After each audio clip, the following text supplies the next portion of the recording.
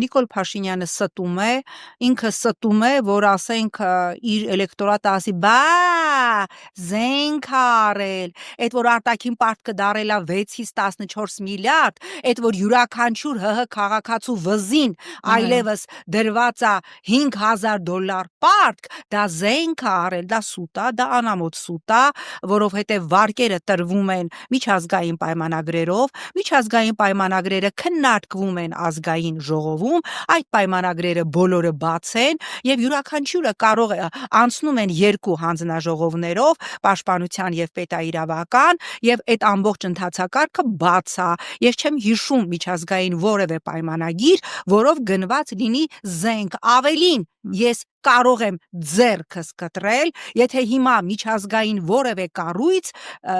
վարկ տա Հայաստանին զենք գնելու համար, նախկինում մի երկու անգամ եղել է նախկին իշխանության ժամանակ Ռուսաստանի դեպքում, ես խոսում եմ հիմա Նիկոլ Փաշինյանի սարքած այս աշխարհաքաղաքական աջաբսանդալից հետո, դա սուտ է, դա անամոթ սուտ է եւ դա լկտի սուտ է, պարտքը ավելացել է խայտարակ կերպով եւ Հայաստանի Հանրապետության յուրաքանչյուր քաղաքացու տարեկան, օրական, ժամական պարտքը գնալով ավելանում է եւ ի վերջո այդքան զենք գնացը չեր հետևի Սասուն Միքայելյանի խորհրդին, որ մենք այսօր թույլ ենք, մենք պարտված ենք եւ մենք պիտի մեզ պահենք խելոք։ Եթե Նիկոլը ասում է, որ այնպիսի զենքեր են գնել, որ անցած 30 տարում չեն եղել, ապա այդպիսի